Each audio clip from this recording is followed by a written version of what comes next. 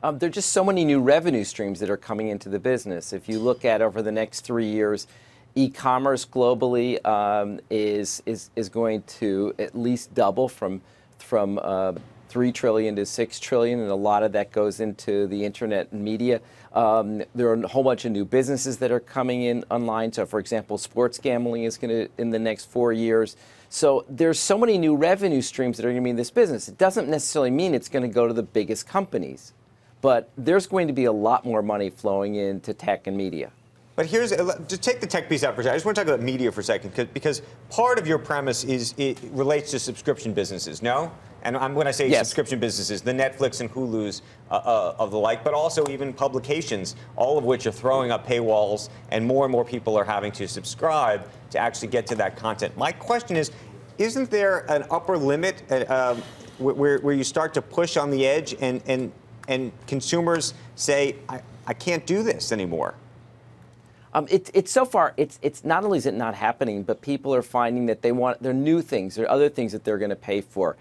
We forecast that there's going to be video gaming subscriptions, that the video game business is also going to practically double in the next 4 years. There's so many other ways in which people they're going to be paying for broadband access, for 5G. There's so many new ways in which people are going to end up paying for tech and media. If you look at what a huge part of the average consumer's lives tech and media plays. So at the end of the day, they're going to continue to subscribe and they're going to continue to pay. But my question, therefore, is then who's the loser? Because this is discretionary spending for most people. So if they're spending it on subscriptions for video game services and Netflix and Hulu, and then magazine subscriptions and newspaper subscriptions and 5G, the money's got to come from somewhere. Who's the loser?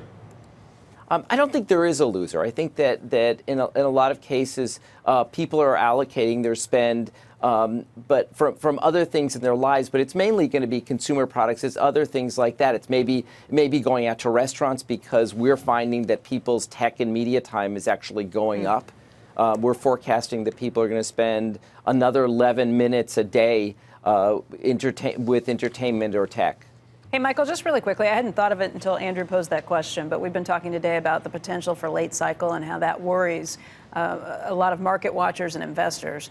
What about in this scenario, too? Right now, people have a lot of discretionary spending, but if we do head into an economic recession, a downturn, what happens? What would go first in terms of what entertainment they're paying for? Right.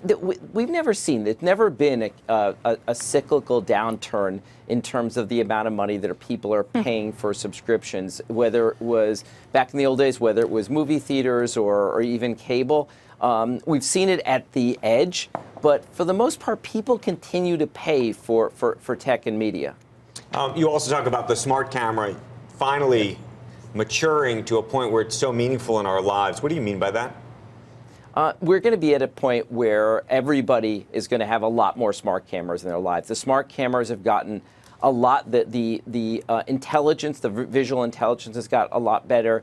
They're networked together now. There's a whole bunch of functionalities. If you look at the Amazon grab and go concept, that's enabled by cameras. You look at the Ring Cam, people are now putting them not just at their front door, but also at their back door and around their houses. Cameras on cars. So we forecast that the average American is going to have 12 cameras within the next 4 years.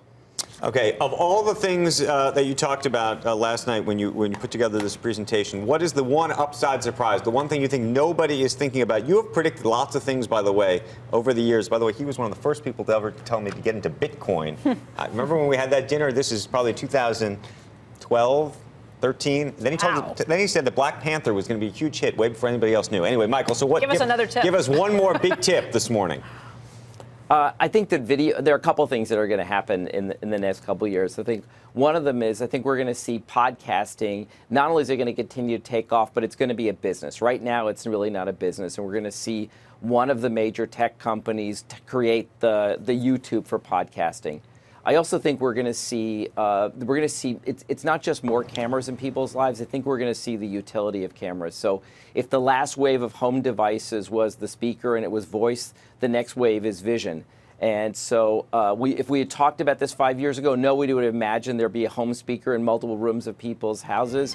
I think everyone's going to get very comfortable the functionality, trading off the functionality for privacy.